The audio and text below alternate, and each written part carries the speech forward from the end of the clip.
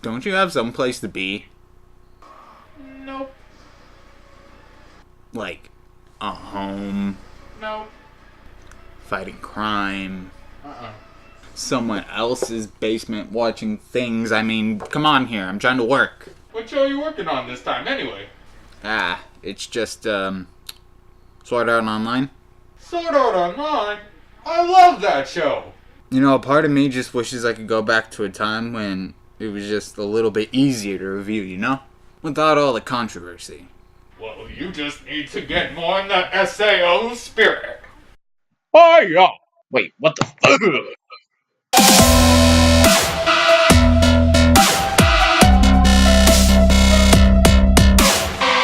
I am Retro. This is Retro Rips.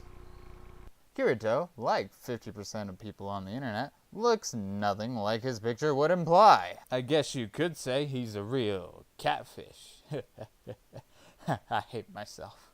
Really not much else to say about the guy other than he's got skills that put Major League Gaming to shame. In the year 2000 XX something blah, video games are now the Matrix. Going outside blah for suckers, when you can literally just go online and meet millions of people, you know, in a virtual reality more brilliant than our own. Upon the release date of Sword Art Online, the biggest video game to come out ever, supposedly, think Fallout 4, and it just so happens that Kirito was a beta tester for Sword Art Online, so he's already had a sneak peek at what's to come in the game. Therefore, on release date, he goes headfirst into the wackiness. In the first 5 minutes of logging into the game, Kirito meets this noob who's all like, "Please teach me your ways, you look like you know what you're doing." And Kirito's all like, "Well, kinda so, okay." And they go off and have this crazy boar adventure where they go off killing boars in any RPG like you would normally. Laughs are had, friends are made, and people are satisfied. And at the end of the day, it's time to finally go home. It's all going really good until red-haired guy points out that there's no longer a logout button. Huh, that's strange.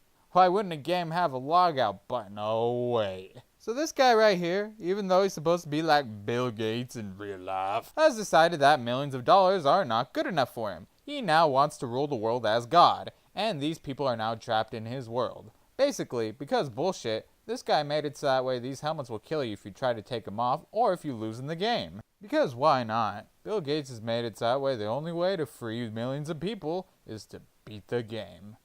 We get introduced to the concept of the fact that this is all happening inside of a game. A game that we now know is basically the game of life and death, wherein if you don't win, you're going to die because this guy's a dick and he thinks he's God, yada yada yada. You know, actually this show has a lot of potential, especially with fans of things like Digimon and Naruto and World of Warcraft and all these video gamers out there. I mean, this anime could be the anime that inevitably brings the gamers into anime again, since we've kind of had a paradigm shift over the last 10 years or so. Before, gaming was kind of the thing that people did low-key, and cartoons were kind of the mainstream because that's the age we were, us millennials at least. But over the past course of, since YouTube's been up, basically, all that's changed and shifted over into video games because it's a lot easier to post content about video games on YouTube compared to anime-related shit, or cartoon-related shit. It's just a simple matter of fact, copyright-wise at least.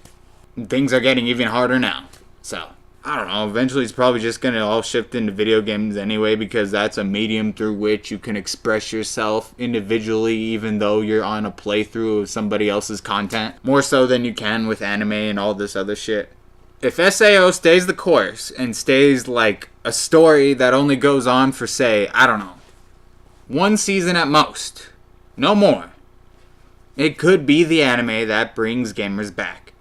As long as it doesn't give in to stereotypes like, I don't know, incest or rape. But why would a story that has such a promising premise muck itself up with any of that bullshit? I mean, you'd have to be a complete fucking idiot. Wait, no, that's not true. Huh? You. You're welcome. You put me in virtual reality? Really? Why would you do that? Well, I figured you were right, you know? I'm not really doing much here, so as long as I'm around, might as well help out. I figured it would add to the parody. Ooh. Are you fucking insane? I don't need a parody for every single fucking episode. Well, I think it was pretty well written compared to the shit that you produce, Retro.